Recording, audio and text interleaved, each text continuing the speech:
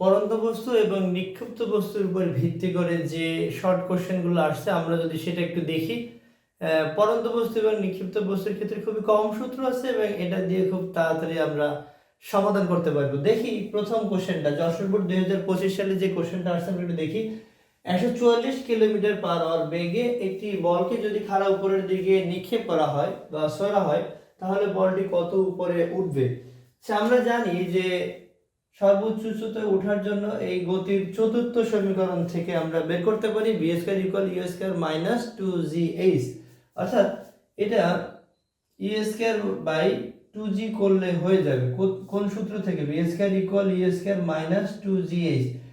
সর্বোচ্চ উচ্চতায় বেগ 0 হয়, তার মানে h ইকুয়াল হবে ইউ স্কয়ার মাইনাস 2g। এখানে ক্যাপিটাল লেটার h অথবা স্মল লেটার h আমরা ইউজ করতে পারি। এবারে 44 কিলোমিটার বেগ, ইউ এর মান, ইউ হলো তাহলে 144 ইন্টু হলো 1000 ভাগ হলো 3600। 144 ইন্টু হলো 1000 ভাগ হলো 3600 সেকেন্ড, তার মানে এটা 40 মিটার পার সেকেন্ড বেগে উপরের দিকে নিক্ষেপ করা হলো, 40 মিটার পার সেকেন্ড। এবং আমরা জানি জি এর মান 9.8, তার মানে 40 এর বর্গ 2 ইন্টু 9.8, এর রেজাল্টটা আসে 81.63, তার মানে এই প্রথম রেজাল্টটা, মানে এখান থেকে আমরা তৃতীয় অপশনটা নিব সঠিক রেজাল্ট। এবারে সিলেট বোর্ড 2025 সালে যে কোশ্চেনটা আসছে আমরা সেটা একটু দেখি। একটি বস্তুকে খাড়া উপরের দিকে 49 মিটার পার সেকেন্ড বেগে নিক্ষেপ করা হলো, তার মানে আদি বেগ u equal 49 metre per second নিক্ষেপ করলে বস্তুটি কত সময় শূন্যে থাকবে, অর্থাৎ বিচরণকাল। আমরা বিচরণকালের সমীকরণ জানি t equal twice u by g, অর্থাৎ একবার উপরে যাবে একবার নিচে নামবে।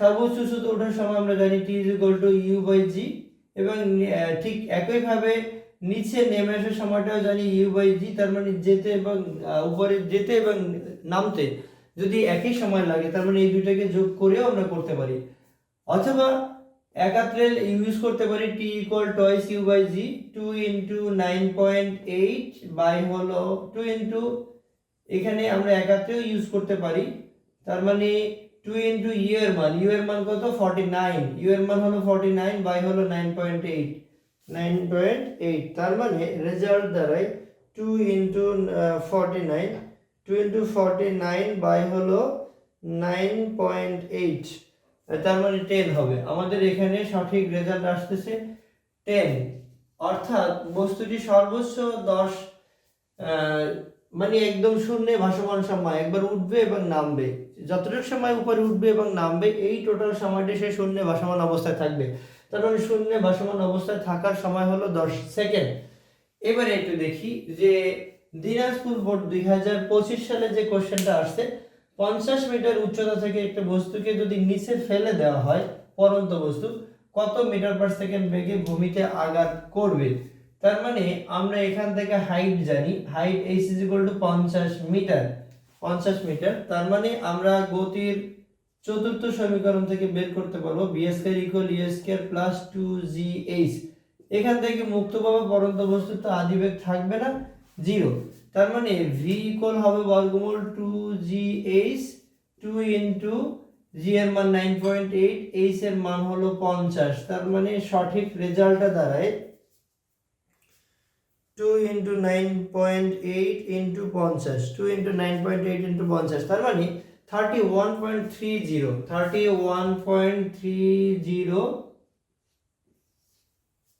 মিটার পার সেকেন্ড বেগে ভূমিতে আঘাত করবে, অর্থাৎ দ্বিতীয় অপশনটা হবে সঠিক। যশোর বোর্ড 2024 সালে যে কোশ্চেনটা আসছে পরন্ত বস্তুর নিক্ষিপ্ত বস্তুর ক্ষেত্রে 72 কিলোমিটার পার আওয়ার বেগে খাড়া উপরের দিকে নিক্ষিপ্ত বস্তু কত উচ্চতায় 244.49 কিলোমিটার, মানে কত উচ্চতায় উঠবে, আসলে 72 কিলোমিটার পার আওয়ার বেগে একটা নিক্ষিপ্ত বস্তু, তার মানে বস্তুটার আদিবেগ দেয়া আছে 72 ইনটু 1000 ভাগ হলো 3600, তার মানে কিলোমিটারে আমরা মিটারে নেব, এখানে 10 100 দিয়ে কাটলে 10, 100 দিয়ে কাটলে হবে 36, 36 দিয়ে যদি 72 কাটি 2 হবে, তার মানে বস্তুটা বলা যাচ্ছে যে 20 মিটার পার সেকেন্ড বেগে বস্তুটাকে উপরের দিকে নিক্ষেপ করা হচ্ছে। যদি নিক্ষেপ করা হয় তাহলে h হবে u square by 2g। u এর মান হলো 20 এর বর্গ 2 × 9.8, তার মানে ফাইনালি রেজাল্ট আসে 400 ভাগ হলো 19.6। 400 কে যদি আমরা 19.6 দ্বারা ভাগ করি, 400 ভাগ হলো 19.6, রেজাল্ট আসে 20.40 মিটার, অর্থাৎ 20.40 মিটার উপরে উঠবে, সর্বোচ্চ 20.4 মিটার উপরে উঠবে। এবারে আমরা রাজশাহী বোর্ড 2020 সাল, কুমিল্লা বোর্ড 2024 সালে যে কোশ্চেনটা আসছে আমরা একটু দেখি যে 100 মিটার উচ্চতা থেকে একটি বস্তুকে যদি ফেলে দেওয়া হয়, এটা তাহলে পড়ন্ত বস্তু, এটি কত বেগে ভূমিতে আঘাত করবে? একই টাইপের কোশ্চেন। এটাকে যদি আমরা করি, এখানে হাইট দেয়া আছে 100 মিটার, তাহলে সূত্রটা দ্বারা গতির চতুর্থ সমীকরণ থেকে b square equal u square plus 2gh, এখানে মুক্তভাবে পড়ন্ত বস্তুতে আদিবেগ থাকবে না, u ইকুয়াল হবে বর্গমূল 2gh, তাহলে এখান থেকে 2 × g এর মান 9.8 × h এর মান হলো 100। সঠিক রেজাল্ট কি হবে আমরা একটু দেখি। বর্গমূল 2 × 9.8 হলো 100 মিটার, তার মানে 44 ফাইনালি রেজাল্ট আসে 44.27 মিটার পার সেকেন্ড বেগে ভূমিতে আঘাত করবে। 44.27 মিটার পার সেকেন্ড বেগে, তার মানে এখানে ফাইনালি দেখা যাচ্ছে যে প্রথম অপশনটা হবে সঠিক রেজাল্ট। 6 নম্বরে ময়মনসিংহ বোর্ড 2024 সালে একটা কোশ্চেন আসছে, একটি বস্তুকে যদি আমরা 54 কিলোমিটার পার আওয়ার বেগে নিক্ষেপ করি, 54 কিলোমিটার পার আওয়ার বেগে যদি উপরের দিকে নিক্ষেপ করা হয়, তাহলে আদিবেগ u এর মান হবে 54 × 1000 ভাগ হলো 3600। এখান থেকে আমরা u এর মানটা যদি বের করে নেই, 54 হবে 1000 ভাগ হলো সেকেন্ড, সময় 3600 সেকেন্ড, অর্থাৎ 15 metre per second. 15 metre per second বেগে বস্তুটাকে যদি উপরের দিকে নিক্ষেপ করা হয়, তাহলে বস্তুটি সর্বোচ্চ উচ্চতায় উঠতে কত সময় লাগবে? সর্বোচ্চ উচ্চতায় ওঠার সময় আমরা জানি t u বাই g, মানে 15 কে ভাগ করব 9.8 দ্বারা। 15 কে যদি আমরা 9.8 দ্বারা ভাগ করি, তাহলে রেজাল্ট পাবো 15 বাই হলো 9.8, রেজাল্ট আসছে 1.53, তার মানে এটা আমাদের প্রথম অপশনটা সঠিক রেজাল্ট হবে। ঢাকা বোর্ড 2020 সাল, সিলেট বোর্ড 2022 সালে পরন্ত বস্তুর ক্ষেত্রে যে পরন্ত বস্তুর দ্বিতীয় সূত্র দিয়ে যে কোশ্চেনটা আসলো, স্থির অবস্থান থেকে বিনাবাধায় পরন্ত বস্তু সমান সময় সমান বেগ অর্জন করে। আমাদের প্রথম অপশনটা, স্থির অবস্থান থেকে বিনাবাধায় পরন্ত বস্তু সমান সময় সমান বেগ অর্জন করে, অর্থাৎ সময় যত বাড়ে বেগ তত বাড়ে, সময় যত কমে বেগ তত কমে। এবার ময়মনসিংহ বোর্ড 2021 সালে যে কোশ্চেনটা আসছে পরন্ত বস্তু থেকে, আমরা একটু দেখি পরন্ত বস্তুর ক্ষেত্রে কোনটি সঠিক।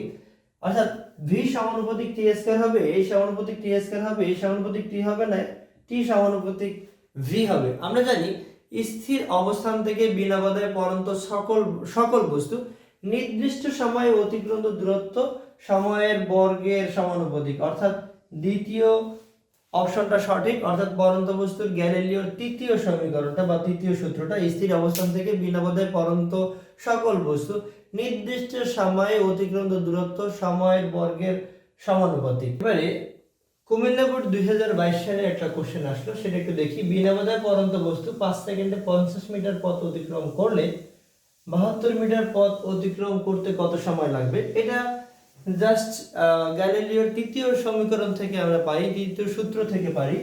অর্থাৎ স্থির অবস্থান থেকে বিনা বাধায় পরন্ত বস্তু নির্দিষ্ট সময়ে প্রাপ্ত অতিক্রান্ত দূরত্ব সময়ের বর্গের সমানুপাতিক। অর্থাৎ এটাকে আমরা এইভাবে করতে পারি, এই সমানুপাতিক t স্কয়ার দিয়ে, তার মানে যেহেতু দুইটা h1 বাই h2 ইকুয়াল করতে পারি t1 স্কয়ার বাই হলো t2 স্কয়ার। এখান থেকে আমাদের যে মান দেয়া আছে, এটা হলো t1, এটা হলো h1, এটা হলো H2, দেন আমাদের বের করতে হবে কত সময়, অর্থাৎ T2 বের করতে হবে। যেহেতু T2 বের করতে হবে, T2 by T2 into H1 equal হলো T1 স্কয়ার ইন্টু H2, তাহলে T2 ইকুয়াল হবে বর্গমূল T1 square into H2 by হলো H1 স্কয়ার। T1 হলো 25 5 বর্গ, আর H2 হলো 72 এবং H1 এর মান হলো 50, তার মানে 6 সেকেন্ড সময় লাগবে, 6 সেকেন্ড, অর্থাৎ প্রথম অপশনটা হবে সঠিক রেজাল্ট। একজন বলার একটি বলকে এত কিলোমিটার বেগে উপরের দিকে নিক্ষেপ করলে সর্বোচ্চ কত উচ্চতায় উঠবে। এগুলো সহজ, আমরা পারি সহজে। h = u²/2g। এখানে u এর মান যদি বের করি 27 × 1000 ভাগ হলো 3600, ক্যালকুলেটরে যদি করি আমরা 27 × 1000 ভাগ হলো 3600, 3600, 7.5 মিটার পার সেকেন্ড বেগে উপরের দিকে নিক্ষেপ করলে, তার মানে 7.5 হোল স্কয়ার 2 × 9 ভাগ 2 × 9.8, বস্তুটাকে 27 না হয়ে 72 কিলোমিটার পার আওয়ার বেগে নিক্ষেপ করা হতো।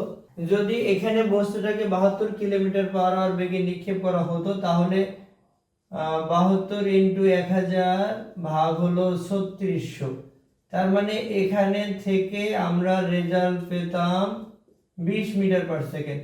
20 মিটার পার সেকেন্ড বস্তুটাকে যদি 20 মিটার পার সেকেন্ড বেগে নিক্ষেপ করা হতো, তাহলে এটা 20.41 মিটার উচ্চতায় উঠতো।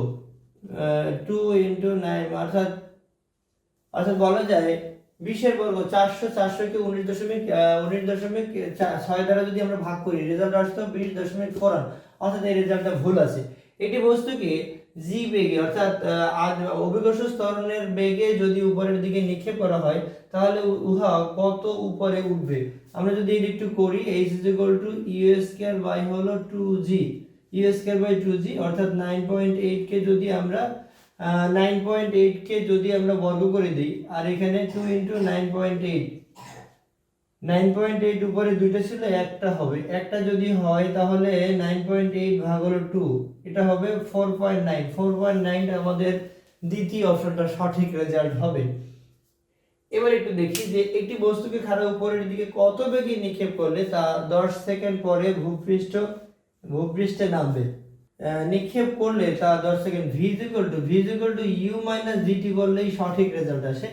একটি বস্তুকে খাড়া উপরের দিকে যদি নিক্ষেপ করি, কত বেগে নিক্ষেপ করবো আমরা জানি না। নিক্ষেপ করলে 10 সেকেন্ড পরে যদি ভূমিতে নামবে, তাহলে এটা কত বেগে নিক্ষেপ করা হয়েছিল। বস্তুটাকে যখন আমরা একটা বেগে নিক্ষেপ করব, তখন বস্তুটা কিন্তু একটা সর্বোচ্চ উচ্চতায় তার বেগ 0 হয়ে যাবে। তার মানে সূত্রটা দাঁড়ায় t = u/g। তাহলে আমরা এখান থেকে আমরা বের করতে পারি, যেহেতু v এর মান 0, তার মানে v এর মান 0 হলে u ইকুয়াল বলা যায় gt। g এর মান হলো 9.8 এবং t এর মান হলো 10, তার মানে এটা রেজাল্ট হবে 98 মিটার পার সেকেন্ড। বোঝা যাচ্ছে v = u - gt। এখানে সর্বোচ্চ উচ্চতায় বেগ কিন্তু 0 হয়। বেগ 0 হলে আমি যদি u কে বাম দিকে নিয়ে আসি, মাইনাস আসবে, আর ডান দিকে মাইনাস তো আছে, ওই পাশ থেকে মাইনাস অ্যাভয়েড করলে আমরা g এর মানকে 9.8 দিয়ে যদি গুণ করি, g এর মান হলো g এর মানকে যদি আমরা 10 দিয়ে গুণ করি, g হলো 9.8 ইনটু হলো 10, তার মানে 98 metre per second 98 metre per second বেগে বস্তুটিকে উপরের দিকে নিক্ষেপ করা হয়েছিল। এখানে আমরা একটু দেখি যে আরেকটা কোশ্চেন, যে কুমিল্লা বোর্ড 2021 সালে যে কোশ্চেনটা আসছে, 40 মিটার উঁচু দালানের ছাদ থেকে কোনো বস্তুকে ছেড়ে দিলে এটি কত বেগে ভূপৃষ্ঠে আঘাত করবে। 40 মিটার উঁচু দালানের ছাদ থেকে কোনো বস্তুকে ছেড়ে দিলে এটি কত বেগে ভূপৃষ্ঠে আঘাত করবে। এই কোয়ালিটির অঙ্ক একইভাবে আমরা অনেকগুলো অঙ্ক এভাবে করেছি। হাইট দেয়া আছে 40 মিটার, জি এর মান আমরা জানি, তার মানে v = বর্গমূল 2gh। এখান থেকে আমরা যদি জি এর মান এবং এইচ এর মান ব্যবহার করি এবং হিসাব করি, তাহলে রেজাল্ট আসবে 28 মিটার পার সেকেন্ড। তাহলে 28 মিটার পার সেকেন্ড দ্বিতীয় উত্তরটা আমাদের সঠিক রেজাল্ট হবে।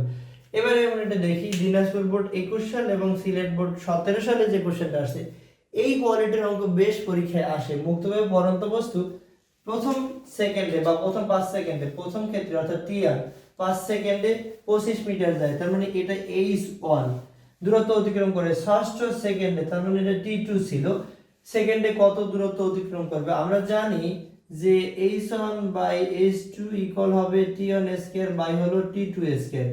এখানে বস্তুটি কত দূরত্ব যাবে অর্থাৎ h2 এর মান বের করতে বলা আছে। h2 এর মান যদি বের করি তাহলে এটা এরকম হবে h2 t1 স্কয়ার ইকুয়াল হবে h1 t2 স্কয়ার।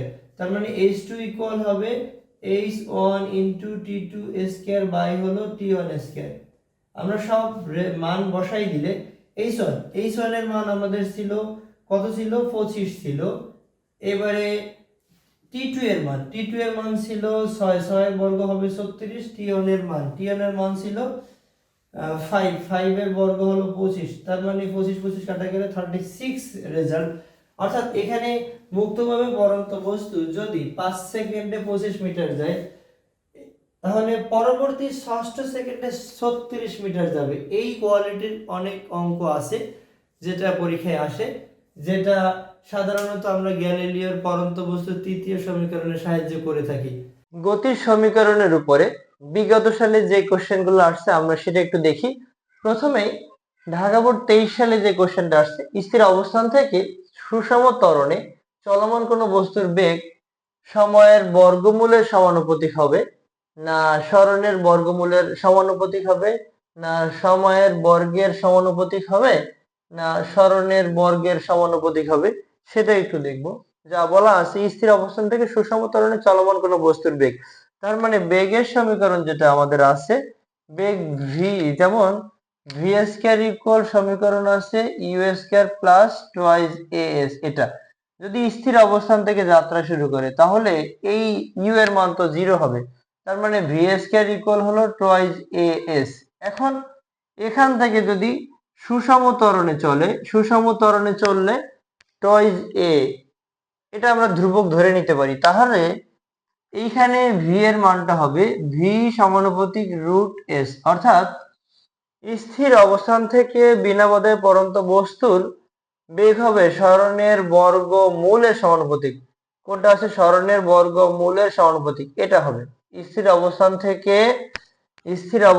থেকে সুষম ত্বরণে চলমান কোনো বস্তুর বেগ হবে, বেগ মানে ভি হবে সরণের বর্গমূলের সমানুপাতিক, অর্থাৎ দ্বিতীয় অপশনটা সঠিক উত্তর হবে। এবারে একটি গাড়ির বেগ 8 মিটার পার সেকেন্ড, গাড়িটিতে ব্রেক চাপার পরে যদি 2 মিটার পার সেকেন্ড স্কয়ার মন্দন হতে থাকে, তবে 3 সেকেন্ড পরে তার বেগ কত হবে? আমরা এখানে যদি একটু এই যে জিনিসটা, এখানে কি আছে? 18 মিটার পার সেকেন্ড মানে ইউ এর মান, ব্রেক চাপার পরে মন্দন মানে এ এর মান হলো 2 মিটার পার সেকেন্ড স্কয়ার। এবারে কত সেকেন্ড? 3 সেকেন্ড পরে বেগ কত, মানে টাইম টি। তাহলে আমরা যদি লিখি u equal 18 metre per second, এর মান দেয়া আছে -2 মিটার পার সেকেন্ড স্কয়ার, এবং টাইম টি ইকুয়াল দেয়া আছে 3 সেকেন্ড, এবং আমার বের করতে হবে ভি এর মান, ভি ইকুয়াল কোশ্চেন মার্ক। তাহলে আমাদের সমীকরণটা দাঁড়ায় ভি ইকুয়াল ইউ প্লাস এটি, ইউ এর মান হলো 18 প্লাস এর মান -2 ইন্টু টি এর মান হলো 3, 18 মাইনাস 6 মানে 12 metre per second, 12 metre per second, মানে এখান থেকে দ্বিতীয় অপশনটা সঠিক উত্তর হবে। এবারে আমরা যদি তৃতীয় নাম্বার কোশ্চেনটা দেখি, স্থির অবস্থান থেকে, মানে স্থির অবস্থান যেহেতু বলা আছে, তার মানে ইউ এর মান 0 মিটার পার সেকেন্ড, গতিশীল কোন বস্তু এত দূরত্ব অতিক্রম করার বেগ কত হবে? এই ত্বরণ, এখানে এটা হলো ত্বরণের মান। তাহলে স্থির অবস্থান হতে এত ত্বরণে গতিশীল কোন বস্তুর এত সেন্টিমিটার অর্থাৎ এস এর মান অতিক্রম করার পর বেগ কত হবে সেটা আমরা বের করব। ইউ এর মান দেয়া আছে, এ এর মান দেয়া আছে, এস এর মান দেয়া আছে, তাহলে আমাদের ইউ এর মান দেয়া আছে, এ এর মান দেয়া আছে, এস এর মান দেয়া আছে, ভি কত হবে সেটা বের করতে হবে। তাহলে আমরা একটু সাইড নোট যদি দেই, তাহলেই হয়ে যায় ইউ এর মান 0, এবারে এ এর মান হলো 0.2 এবং এস এর মান হলো 2000 সেন্টিমিটার, মিটারে নিলে 100 দিয়ে ভাগ করলে হবে 20 মিটার। এবং আমাদের ভি এর মান বের করব। ভি এর মান বের করতে হলে সূত্র v square equal u square plus twice s. কি করতে হবে? অর্থাৎ 20 এখানে 20 মিটার অতিক্রম করার পর বেগ কত হবে? ইউ এর মান তো 0, 2 ইন্টু ত্বরণের মান, ত্বরণের মান 0.2 ইন্টু এস এর মান, এস এর মান কত? এস এর মান হলো 20। তার মানে রেজাল্ট দাঁড়ায় 2 2 দুগুণে 4, 4 দুগুণে হলো 8, 8 এখানে 0, ডান দিক থেকে 1 ঘর পর 0.8। তাহলে ভি স্কয়ার এর মান কত? ভি এর মান বেগ অর্থাৎ এই 8 কে যদি আমরা বর্গমূল করি তাহলে রেজাল্ট কত হবে? যেমন 2 ইন্টু 4, 4 দুগুণে 8, 2√2, অর্থাৎ 2 ইন্টু √2 এর মান 1.4142। তার মানে রেজাল্টটা হবে 2 ইন্টু 8, 284, অর্থাৎ 2.82 যে রেজাল্টটা আছে, 2.82 যে রেজাল্ট আছে এটা আমাদের সঠিক উত্তর হবে। গড় বেগের ক্ষেত্রে সঠিক সমীকরণ, দিনাজপুর বোর্ড 2023 সালে যে কোশ্চেনটা আসছে, গড় বেগের ক্ষেত্রে সঠিক সমীকরণ, অর্থাৎ গড় বেগ এর ক্ষেত্রে সঠিক সমীকরণ কোনটা হবে? আমরা একটু দেখি। বেগের ক্ষেত্রে সূত্র হলো v equal to u plus a t. আমরা জানি গড় বেগ v equal u plus a t. আবার গড় বেগের সূত্র আমরা জানি v ইকুয়াল, যদি বস্তুটির আদি বেগ এবং শেষ বেগ একই থাকে তাহলে গড় বেগ হলো v ইকুয়াল আদি বেগ যোগ শেষ বেগ ভাগ হলো 2।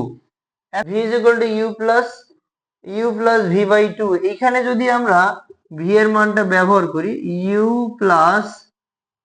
প্লাস এ টি বাই হলো 2। তার মানে এখানে 2u প্লাস এটি বাই হলো 2, যদি আমরা 2 দিয়ে ভাগ করে দেই 2u বাই 2 প্লাস হচ্ছে এটি বাই হলো 2। তার মানে u plus half of a t, এটা আমাদের সঠিক উত্তর দাঁড়ায়। অর্থাৎ গড় বেগ আমরা দুইভাবে, আমরা প্রথম সমীকরণ জানি v is equal to u plus a t, এই একটা সমীকরণ আছে। আর আমাদের গড় বেগ যদি আদি বেগ এবং শেষ বেগ একই হয় তাহলে v ইজ ইকুয়াল, মানে যেমন আদি বেগ যোগ শেষ বেগ ভাগ হলো 2, এটা হলো গড় বেগ নির্ণয়ের আরেকটা সূত্র।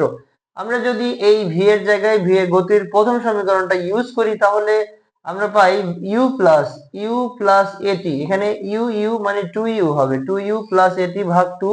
এখন 2 দিয়ে যদি প্রত্যেকটাকে আমরা ভাগ করে দেই, 2u বাই 2 প্লাস হলো এটি বাই হলো 2।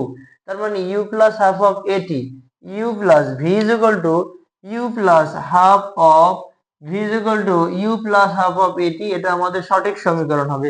ভি ইকুয়াল হবে u plus half of a t, এই সমীকরণটা। এইবারে আমরা ময়মনসিংহ বোর্ড 2023 সালে যে কোশ্চেনটা আসছে সেটা একটু দেখি, যে v is equal to u plus a t সমীকরণে এটি এর মাত্রা কোনটি হবে? এখন আমরা একটু দেখি এটি এর মাত্রা এ হলো ত্বরণ। আমরা জানি ত্বরণের মাত্রা এল টি ইনভার্স 2 ইনটু হলো সময়ের মাত্রা। তার মানে এল টি ইনভার্স 1 হবে সঠিক রেজাল্ট, এল টি ইনভার্স 1। অথবা যদি আমরা একটু এভাবে আরো ডিপলি চিন্তা করি, যেমন ত্বরণ আর ইনটু সময়। ত্বরণ মানে কি? বেগ ভাগ সময়, এই সময় যদি আমরা কেটে দিই তাহলে থাকে আমাদের বেগকে আমরা যদি আরো ভাঙি তাহলে পাবো এস ভাগ টি। এস মানে সরণ মানে লেন্থ, আর টাইম, টি এর মাত্রা হলো ক্যাপিটাল টি মানে টাইম, এল টি ইনভার্স 1, অর্থাৎ এল টি ইনভার্স 1 আমাদের এটা সঠিক রেজাল্ট হবে। এবারে কোনটি সঠিক, গতির সঠিক সমীকরণ কোনটা হবে? এইটা তো আমাদের কোনো সমীকরণের গতি সমীকরণের মধ্যেই পড়ে না। v is equal to s t এমন কোনো গতি সমীকরণই নেই। আর s is equal to u t plus half of a t square যদি থাকতো তাহলে এটা সঠিক হয়ে যেত। তার মানে এটা হবে না, এটাও হবে না। এবারে যদি এটা দেখি v square equal u square plus twice a s, আদিবেগ যদি 0 হয় তাহলে v square is equal to twice s, এটা গতির সমীকরণ আছে এবং এটা নিতে পারবে। এখন এটা নিতে পারবো কিনা, আমরা জানি s is equal to v plus u ভাগ টু ইন্টু টি, কিন্তু এখানে দেয়া আছে t equal v plus u ভাগ two into v plus u by two into s, অর্থাৎ এটা গতির সঠিক সমীকরণ নয়। তাহলে গতির মধ্যে যে সমীকরণটা আছে, চতুর্থ সমীকরণকে আমরা এটা লিখতে পারি। যদি স্থির অবস্থান থেকে বস্তুটি চলে, স্থির অবস্থান থেকে যদি বস্তুটি চলে, তাহলে গতির সঠিক সমীকরণ v square equal u square plus twice s না লিখে লিখতে পারবো ভি স্কয়ার ইকুয়াল টোয়াইজ এ।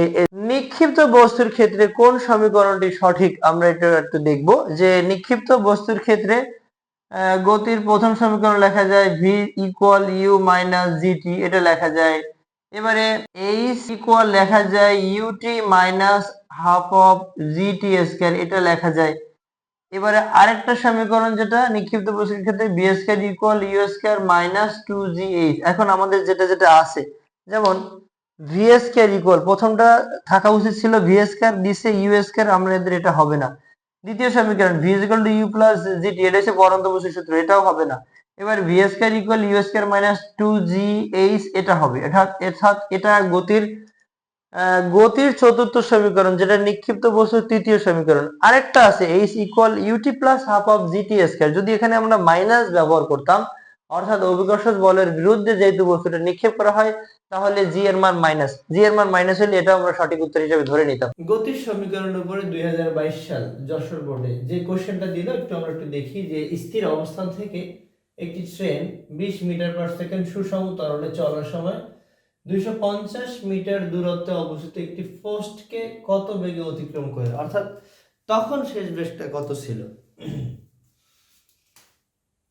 স্থির অবস্থান থেকে যাত্রা শুরু করে, তার মানে ইউ এর মানটা বলা আছে, ইউ ইকুয়াল 0 দেয়া আছে। ট্রেন এত সুষম ত্বরণে হলে মিটার পার সেকেন্ড স্কয়ার হবে, অর্থাৎ এর মান দেয়া আছে। 250 মিটার দূরত্বে অবস্থিত একটি পোস্টকে অতিক্রম করে, তার মানে এস এর মান দেয়া আছে। আমরা যদি একটু লিখি যে ইউ এর মান দেয়া আছে 0, এর মান দেয়া আছে 20 metre per second square, s এর মান দেয়া আছে 250 মিটার।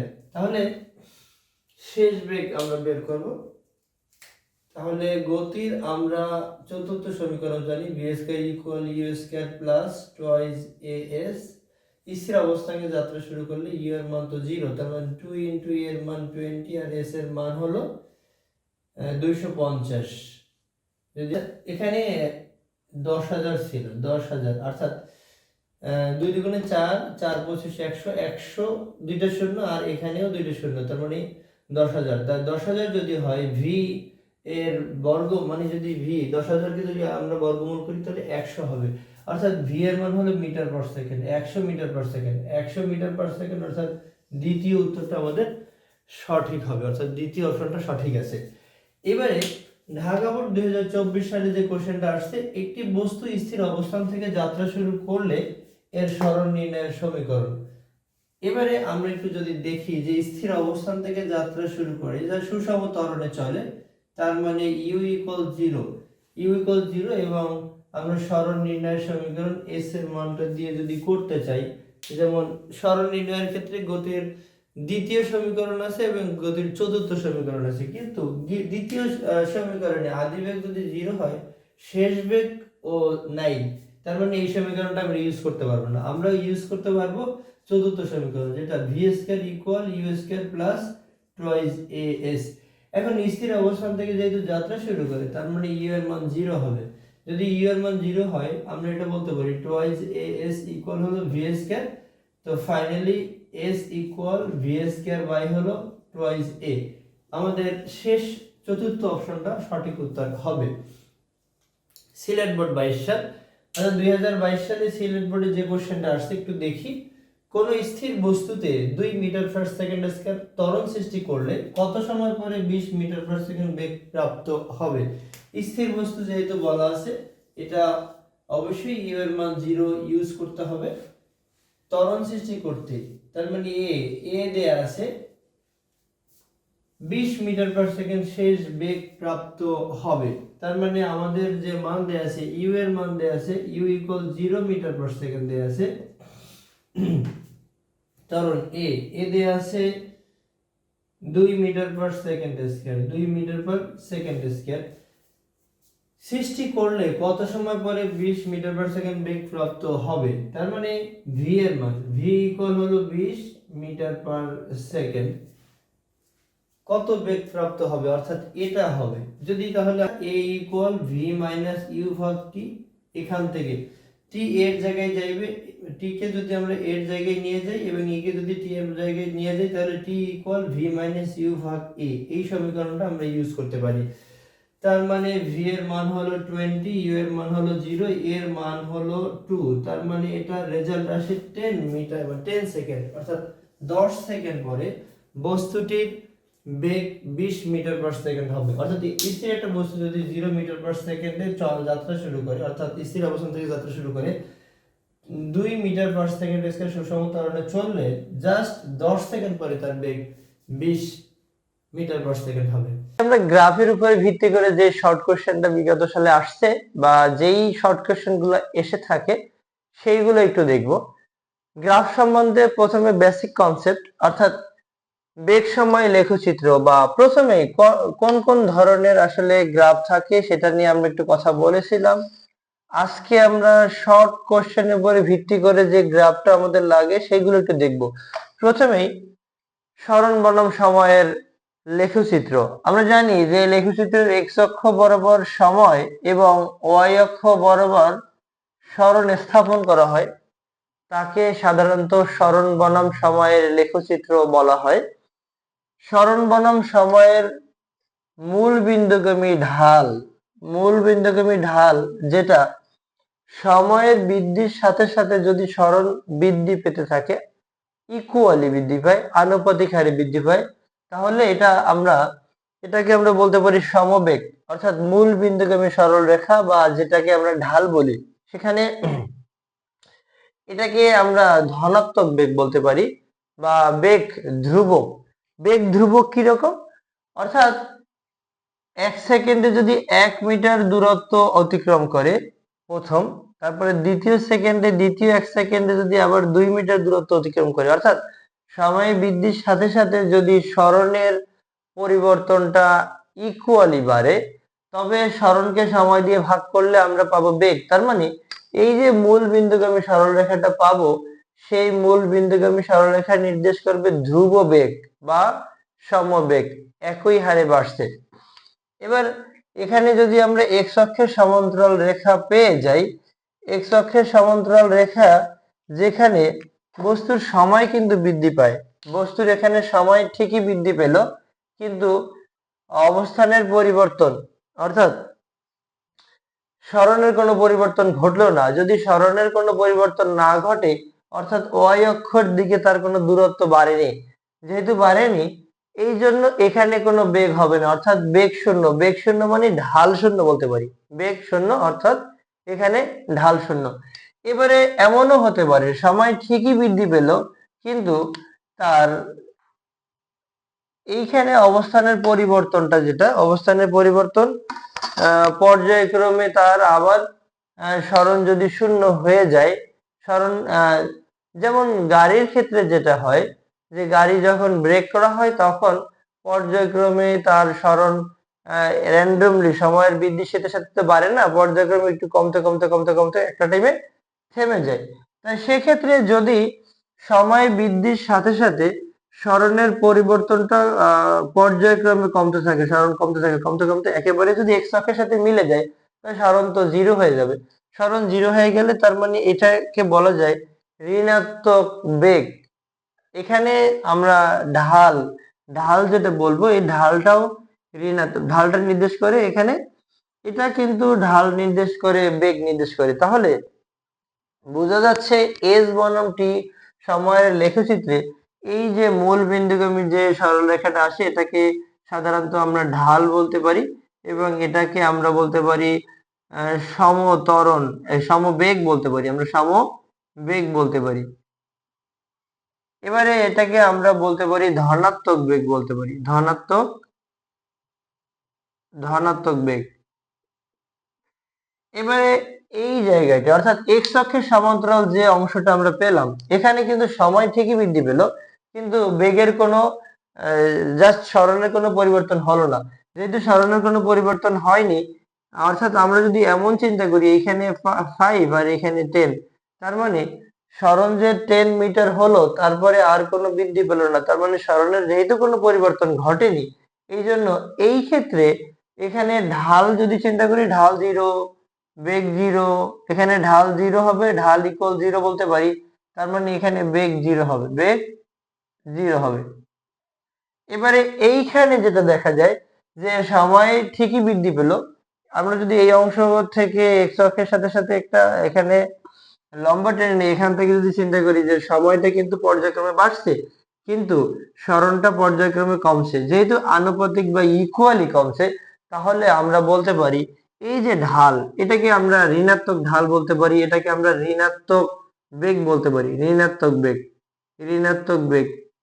ঠিক আছে, ঋণাত্মক বেগ আমরা সাধারণত যে কোনো একটা গাড়িকে যদি নির্দিষ্ট জায়গায় বা গন্তব্যস্থানে পৌঁছানোর পরে থামানো হয়, থামালে একটু আগেই কিন্তু ইঞ্জিন বন্ধ করা হয় পর্যায়ক্রমে স্লোলি, তাহলেই কিন্তু ঋণাত্মক বেগটা পাওয়া যায়, অর্থাৎ সময় বৃদ্ধির সাথে সাথে বেগটা পর্যায়ক্রমে কমতে থাকে।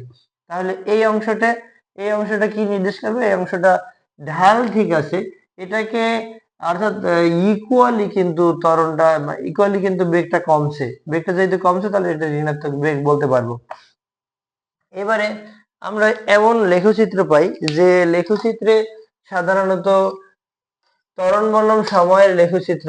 এবারে আমরা বেগ বনাম সময়ের লেখচিত্র যদি একটু দেখি, যে লেখচিত্রে এক্স অক্ষ বরাবর সময় এবং ওয়াই অক্ষ বরাবর বেগ স্থাপন করা হয়, তাকে সাধারণত বেগ বনাম সময়ের লেখচিত্র বলা হয়।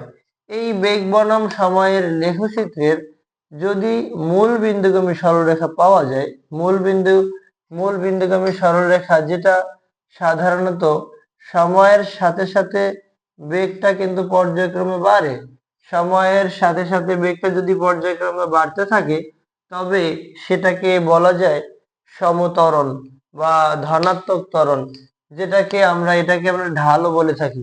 এবারে এটাও যদি ঠিক একইভাবে পর্যায়ক্রমে বেগ কমে কমে যদি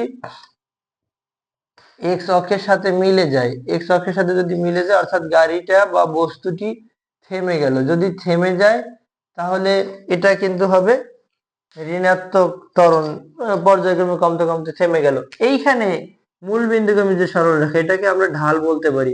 এখানে বেগ বনাম সময়ের লেখচিত্রের যে আমরা ঢালটা পেয়ে থাকি সেটাকে কিন্তু আমরা ত্বরণ বলি, এটা হলো ত্বরণ, এই ঢাল ত্বরণ নির্দেশ করে এবং এই ঢাল বেগ নির্দেশ করে, ঢাল বেগ নির্দেশ করে। এই যে ঢাল অর্থাৎ সরণ বনাম সময়ের লেখচিত্রের ঢাল বেগ নির্দেশ করে, বেগ নির্দেশ করে।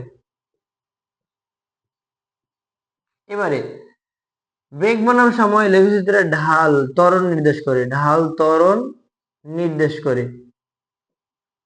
নির্দেশ করে, এখানে মূল বিন্দুগামী সরলরেখা, তার মানে এটা এখানে যেটা হলো এটা সমত্বরণ, এইখানে এক্স অক্ষের সমান্তরাল যে অংশটা আমরা পেলাম, এখানে কিন্তু সময় ঠিকই বৃদ্ধি পেল, কিন্তু সময় বৃদ্ধির সাথে সাথে কিন্তু বেগের কোনো পরিবর্তন ঘটেনি। বেগের যেহেতু কোনো পরিবর্তন ঘটেনি তার মানে এইখানে ঢাল শূন্য, ঢাল ইকুয়াল 0 বলতে পারি, এবং এইখানে বেগ মানে সমবেগ, এখানে বেগ মানে সমবেগ। কিন্তু শিক্ষার্থীরা যে ভুলটা করে থাকে, সাধারণত মূল বিন্দুগামী যদি সরলরেখা দেখে তখনই বলে এটা সমত্বরণ, এটা সমত্বরণ বলে থাকে, কিন্তু সরণ বনাম সময়ে লেখচিত্রের মূল বিন্দুগামী সরলরেখা এটা আর খেয়াল করে না, তখন এটাকে সমত্বরণ বলে থাকে। আসলে এটা সমত্বরণ না, অর্থাৎ আমরা যদি জাস্ট এস কে টি দ্বারা ভাগ করি, এস কে যদি টি দ্বারা ভাগ করি তাহলে তো আমরা বেগ পাই, তাহলে এটা সমত্বরণ হবে কেন? এটা তো সমত্বরণ হবে না। এবারে যদি মূল বিন্দুগামী সরল মানে এবারে যদি এক্স অক্ষের সমান্তরাল কোনো জায়গায় দেখে, তখনই এটাকে স্টুডেন্টরা সাধারণত বলে থাকে, র্যান্ডম বলে থাকে যে এটা সমবেগ। এটা সমবেগ হবে কেন? এটা সমবেগ হবে না, কেন হবে না? অর্থাৎ এটা তো এক্স অক্ষের সমান্তরাল, এবং এটা সরণ বনাম সময়ের লেখচিত্র ছিল, তার মানে এটা কিন্তু সমবেগ হবে না, এখানে বেগ শূন্য হবে। আবার যদি এটা আমরা দেখি বেগ বনাম সময়ের লেখচিত্র, বেগ বনাম সময় লেখচিত্রের ক্ষেত্রে যদি এক্স অক্ষের সমান্তরাল রেখা আমরা পাই, তার মানে এখানে কিন্তু আসলে সময়ের সাথে সাথে বেগের কোনো বৃদ্ধি পায়নি। বেগ মানে বেগ জাস্ট একই স্থির রয়েছে। স্থির যদি থাকে তাহলে আমরা জানি এখানে ত্বরণের ক্ষেত্রে যেটা করি ভি ভাগ টি, অর্থাৎ এখানে যদি 10 হয় আর এখানে যদি 5 হয়, তাহলে 10 থেকে 10 বাদ দিলে তো 0ই হবে। অর্থাৎ সমবেগে চলমান বস্তুর কিন্তু ত্বরণ থাকছে না। এখানে ঢাল শূন্য মানে ত্বরণ শূন্য, তার মানে এইটা বেগ হবে সমবেগ। এবারে সময়ের সাথে সাথে বেগ যেহেতু হ্রাস পাচ্ছে, পর্যায়ক্রমে বেগ কিন্তু হ্রাস পাচ্ছে। পর্যায়ক্রমে বেগ হ্রাস পাওয়ার কারণে এটাকে আমরা বলতে পারি এখানে ঢাল মানে ঋণাত্মক ত্বরণ, ঢাল ইকুয়াল ঋণাত্মক ত্বরণ, ঋণাত্মক ত্বরণ। আর এখানে ছিল ঋণাত্মক বেগ হবে, ঋণাত্মক বেগ, তার মানে ঢাল, এখানে ঢাল ইকুয়াল ঋণাত্মক বেগ, এখানে ঢাল ইকুয়াল ঋণাত্মক ত্বরণ। তার মানে সময়ের সাথে সাথে বেগটা পর্যায়ক্রমে কমছে। তাহলে আমরা জাস্ট বেশ, এবারে যদি দেখি আমরা এমন কিছু গ্রাফও আমরা পাই যে গ্রাফে যে সাধারণত বক্ররেখা থাকে বা বিভিন্ন টাইপের গ্রাফ আমরা পাই। দেখা যায় এখন মুক্তভাবে পড়ন্ত বস্তু যদি আমরা একটু চিন্তা করি, মুক্তভাবে পড়ন্ত বস্তুর বেগ বনাম সময়ের লেখচিত্র। যদি একটা বস্তুকে আমি উপর থেকে ছেড়ে দিই, উপর থেকে যদি অবশ্যই আমরা যদি 2 তলা 3 তলা বা 4 তলা ভবনের উপর থেকে ছেড়ে দিই, তখন বস্তুটা সময়ের সাথে সাথে কিন্তু তার বেগটাও ইকুয়ালি বাড়ে, তখন সেটা মূল বিন্দুগামী সরলরেখা হয়ে থাকে। তার মানে এটা সাধারণত মুক্তভাবে পড়ন্ত বস্তুর যে ত্বরণটা হয়ে থাকে এটা সমত্বরণের একটা এক্সাম্পল। কিরকম সমত্বরণ? অর্থাৎ এখানে কিন্তু আমরা a ইকুয়াল ভি ভাগ টি পেলাম, তার মানে এটাকে আমরা জি বলতে পারি, যেহেতু মুক্তভাবে পড়ন্ত বস্তু, এ না বলে আমরা এটাকে জি বলতে পারি। মুক্তভাবে পড়ন্ত বস্তুর ক্ষেত্রে যে গ্রাফটা হবে এটা কিন্তু মূল বিন্দুগামী সরল রেখা হবে। এখন এই এই জায়গাটা আমরা কিন্তু এখানে আবার যদি ভূপৃষ্ঠে চলমান বস্তু বলি, তাহলে মানে এটা কিন্তু সমত্বরণে চলমান বস্তু। এবারে যদি বস্তুটা আসলে এরকম না চলে, যে সরল রৈখিক পথে নাও চলতে পারে, বস্তুটা যদি এমন হয় ভি বনাম টি লেখচিত্রের ক্ষেত্রে বস্তুটা সময় বৃদ্ধির সাথে সাথে বেগটা কিন্তু অসমভাবে বৃদ্ধি পেল, তার মানে এটাকে আমরা বলতে পারি অসমত্বরণ। অসমত্বরণ অসমত্বরণ অসমত্বরণ কিরকম অসমত্বরণ? অসমবেগ তো এখানে অর্থাৎ সময়ের সাথে সাথে বেগটা কিন্তু ইকুয়ালি বাড়েনি, বেগটা কিন্তু কিছুক্ষণ পরে বেগটা অনেক বেশি বেড়ে গেল, তার মানে এটা যেহেতু বেগটা অনেক বেড়ে গেল তা ভি কে টি দিয়ে ভাগ করলে আমরা ত্বরণ পাবো, তার মানে এটা অসম ত্বরণের লেখচিত্র আমরা বলতে পারি। যদি আবার এমন হয় যে এরকমই চললো বাট এটা এস বনাম টি ছিল, অর্থাৎ সরণ বনাম সময়, এটাকে আমরা বলতে পারি অসম অসম বেগের লেখচিত্র। আবার অসম বেগ থেকেই কিন্তু আমরা ত্বরণ পাই, বেগ বনাম সময় সেখান থেকে ত্বরণ পাই, তার মানে এটা অসম বেগের লেখচিত্র আমরা বলতে পারি। অসম বেগ বিভিন্ন ভাবে হতে পারে, এটা এরকমও হতে পারে, অর্থাৎ সময় বৃদ্ধির সাথে সাথে তার সরণটা সরণটা আসলে পর্যায়ক্রমে কমছে, তবে এটা সমহারে কমেনি, তার মানে এটাও হলো কি অসম বেগ, অসম বেগের লেখচিত্র।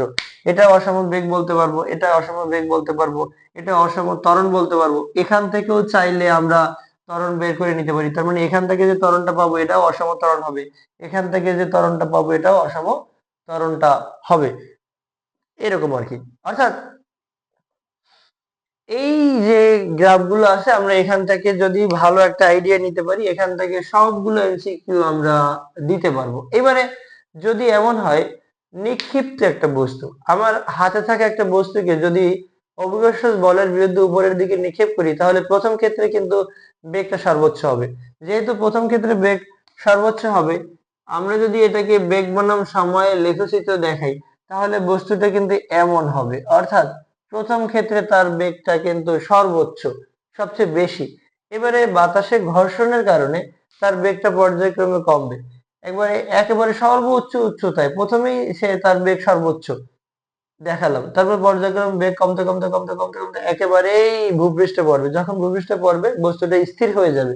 অর্থাৎ এটা কিরকম হবে, এটা সময়ের সাথে সাথে সাথে সাথে বেগের মান কমতে থাকবে। এটা হলো নিক্ষিপ্ত বস্তুর ক্ষেত্রে গ্রাফ।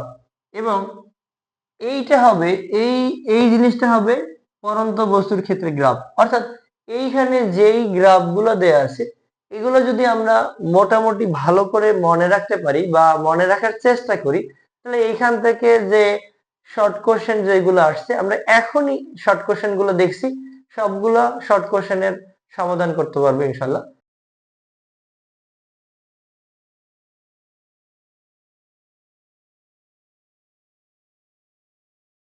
লেখচিত্রের উপর ভিত্তি করে বিগত সালে যেই কোশ্চেন গুলো আসছে আমরা সবগুলা দেখব। আশা করছি আজকের পরে লেখচিত্র এর উপরে আর কোনো সমস্যা থাকবে না, থাকার কথা না। প্রথমে রাজশাহী বোর্ড 2024 সালে যে কোশ্চেনটা আসছে সেটা আমরা দেখি। খাড়া উপরের দিকে নিক্ষিপ্ত বস্তুর ত্বরণ সময়ের লেখচিত্র। খাড়া উপরের দিকে যদি আমরা নিক্ষেপ করি, তাহলে আমরা জানি আসলে জি এর মানটা আমরা ফিক্সড রাখি। জি এর মান হলো 9.8। প্রত্যেক ক্ষেত্রে জি এর মান কোনো পরিবর্তন হবে না। এটাকে আমরা জি ধরতে পারি, কিন্তু এইখানে দেখা যাচ্ছে সময়ের সাথে সাথে ত্বরণ কমছে, তাহলে এটা হবে না। এটা দেয়া আছে সময়ের সাথে সাথে ত্বরণ অপরিবর্তনীয়, সময়ের সাথে সাথে ত্বরণ অপরিবর্তনীয়। তার মানে এখানে আমাদের সঠিক উত্তর হবে দ্বিতীয়টা। তৃতীয়টা হবে না, সময়ের সাথে সাথে ত্বরণ অসমভাবে কমছে। চতুর্থটা হবে কিনা, অর্থাৎ সময়ের সাথে সাথে ত্বরণ বাড়ছে। মুক্তভাবে মানে ভূমির উপরের দিকে আমরা যখন বস্তুকে নিক্ষেপ করি, তখন আমরা জি এর মান কিন্তু 9.8 ইউজ করি। যেহেতু জি এর মান 9.8 ইউজ করি, তার মানে জি এর মান আমরা ফিক্সড ইউজ করি। তারপরও আমরা বলি যে মুক্তভাবে পড়ন্ত বস্তু প্রতি সেকেন্ডে বেগ বৃদ্ধির হার সময়ের সাথে সাথে বেগ বৃদ্ধি পায়, নয়তো সময়ের সাথে সাথে বেগ হ্রাস পায়। তার মানে এটা ইকুয়ালি বাড়ে বা কমে। সেক্ষেত্রে আমরা এই দ্বিতীয় অপশনটা সঠিক উত্তর নিব। বরিশাল বোর্ড 2021 সাল, ময়মনসিংহ বোর্ড 2022 সালে যে কোশ্চেনটা আসছে সেটা একটু দেখি আমরা। সমত্বরণে চলমান বস্তুর লেখচিত্র। আমরা ত্বরণ কিভাবে পাবো? আমরা ত্বরণ পাবো যদি আমরা ভি কে টি দ্বারা ভাগ করি। প্রত্যেক ক্ষেত্রে আমরা একই মান পেতে চাই। যেমন প্রথম 2 সেকেন্ডে বেগ যদি 2 হয়, 2 মিটার পার সেকেন্ড হয়, তাহলে এখানে 2, এখানেও 2, তার মানে একটা মূল বিন্দু, একটা বিন্দু পাবো যোগ করলে। এবারে যদি পরবর্তী 4 সেকেন্ডে বেগ যদি 4 মিটার পার সেকেন্ড হয়, তখন দুইটা বিন্দু যোগ করে একটা বিন্দু পাবো, স্থানাঙ্ক পাবো। সেটাকে যদি আমরা যোগ করি তাহলে এটা মূল বিন্দুগামী সরলরেখা হবে।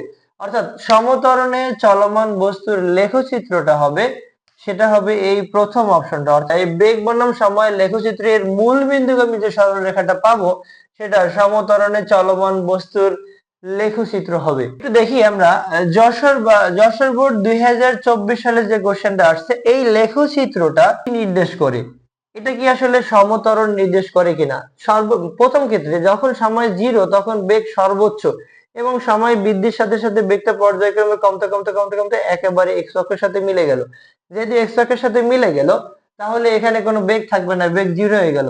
তার মানে সময়ের সাথে সাথে যেহেতু ইকুয়ালি বেগের মান কমছে, তাহলে এটা বলা যায় যে সমমন্দন বলা যায়, সমমন্দন। অর্থাৎ লেখচিত্রটি সমমন্দন নির্দেশ করে। এবারে সিলেট বোর্ড 2023 সালে যে কোশ্চেনটা আসছে আমরা একটু দেখি। একটি খাড়া উপরের দিকে নিক্ষিপ্ত বস্তুর ক্ষেত্রে উপরের দিকে যখন নিক্ষেপ করব, তখন বস্তুটার প্রথম ক্ষেত্রে বেগ কিন্তু সর্বোচ্চ থাকবে। অর্থাৎ আমার যত শক্তি আছে, আমি আমার সর্বোচ্চ শক্তি দিয়ে উপরের দিকে নিক্ষেপ করব। এবারে বাতাসের ঘর্ষণের কারণে পর্যায়ক্রমে বেগটা কমতে থাকবে, কমতে কমতে একেবারেই বেগ কমে যাবে। তখন অভিকর্ষ বলের প্রভাবে বস্তুটা নিচে পড়বে। তার মানে এখানে যেটা দেখা যাচ্ছে যে প্রথম ক্ষেত্রে বেগ 0, এটা তো হবে না।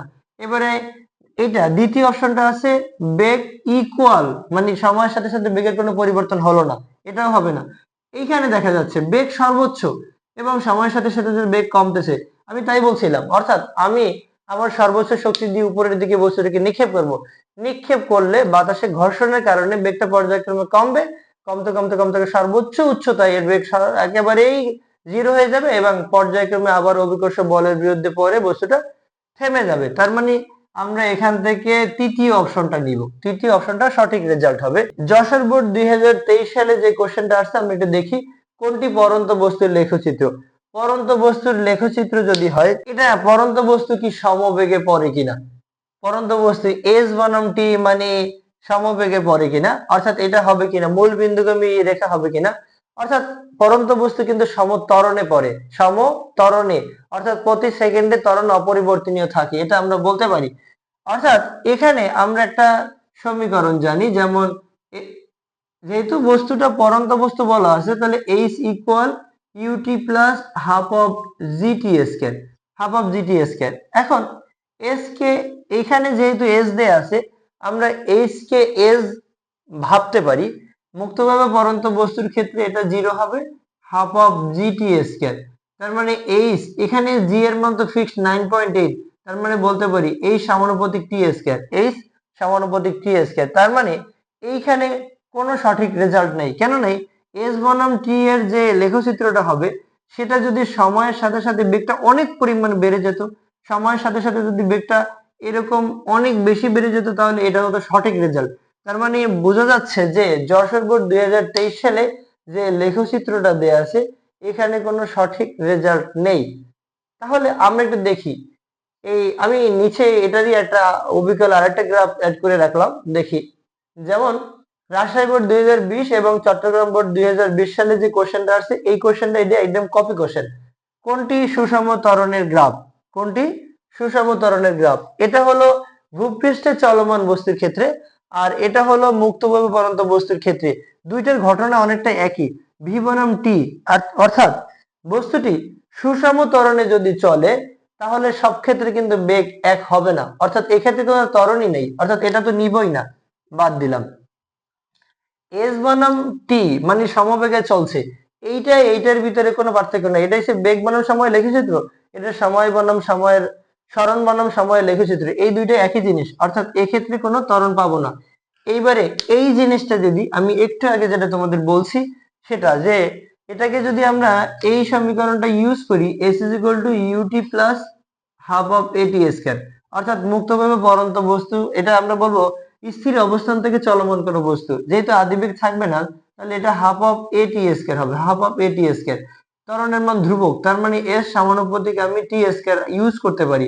সময়ের সাথে সাথে সরণটা অনেক বেশি বাড়লো, তার মানে এটা অসম বেগ হয়ে যাবে, তার মানে এখান থেকে আমরা সুষম, এখান থেকে সুষম ত্বরণ, আসলে সময়ের সাথে সাথে ত্বরণটা অনেক বেশি পরিমাণে বাড়বে, আনুপাতিক হারে বাড়বে, সেটাকে আমরা এই সুষম ত্বরণ বলতে পারি, অর্থাৎ এইটা সঠিক রেজাল্ট হবে, এটা সঠিক রেজাল্ট। অর্থাৎ এখান থেকে সুষম ত্বরণে চলমান বস্তুর গ্রাফ হবে এস বনাম টি, এটা অর্থাৎ এটা আমরা গতির তৃতীয় সমীকরণ থেকে বের করতে পারি।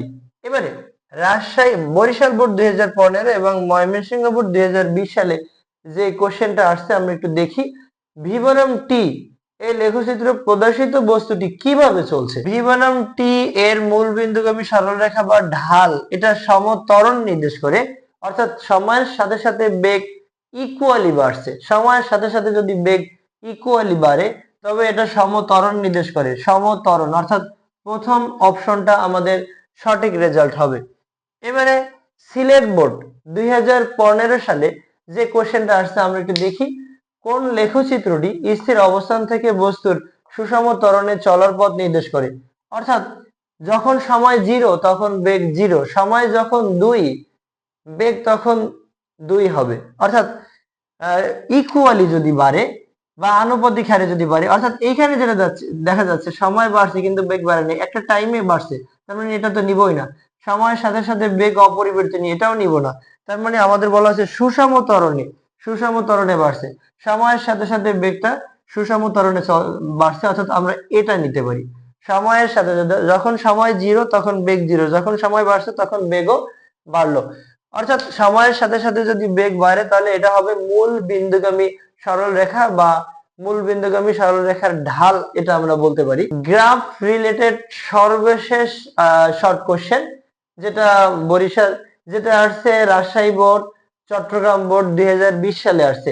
আমার মনে হয় আমরা যতগুলো গ্রাফ রিলেটেড সমস্যা দেখলাম, কোনো গ্রাফে আর সমস্যা থাকার কথা না, সমস্যা থাকলে জানাতে পারো। রাজশাহী বোর্ড এবং চট্টগ্রাম বোর্ড একই 2020 সালে যে কোশ্চেনটা আসছে, মুক্তভাবে পড়ন্ত বস্তুর গ্রাফ। মুক্তভাবে যদি পড়ন্ত বস্তু হয় তখন তার প্রথম অবস্থায় বেগ 0 হয়, সময় যখন বাড়ে বেগ তখন বাড়ে, বাড়তে বাড়তে, অর্থাৎ সময় বেগের সমানুপাতিক হারে বাড়ে, তার মানে ত্বরণ ধ্রুব থাকে। তার মানে এখানে আমরা বলতে পারি, এইখানে প্রথম গ্রাফটা দেয়া আছে বেগ সর্বোচ্চ পর্যায়ক্রমে কমতেছে, এটা আমরা জানি নিক্ষিপ্ত বস্তুর ক্ষেত্রে। আর এই ক্ষেত্রে ভি বনাম টি মানে বেগ সমান বেগ সমানুপাতিক হারে বাড়ে, এমন কোন মুক্তভাবে পড়ন্ত বস্তুর ক্ষেত্রে এরকম ঘটনা ঘটে না। আর একটা অসমবেগে চলমান বস্তুর ক্ষেত্রে, অর্থাৎ মুক্তভাবে পড়ন্ত বস্তু অভিকর্ষ বলের প্রভাবে পড়ে, তার মানে বেগটা সুষম ভাবে বাড়ে, এটা অসমভাবে কমে বা বাড়ে এরকম বলা যাবে না।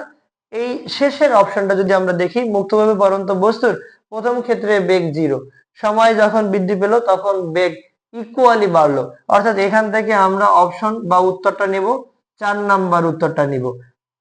আজকে আমরা গ্রাফ নিয়ে বেসিক কনসেপ্ট নিয়ে কিছু ধারণা দিলাম এবং শর্ট কিছু কোশ্চেন এর উপরে বেশ কিছু এমসিকিউ ছিল।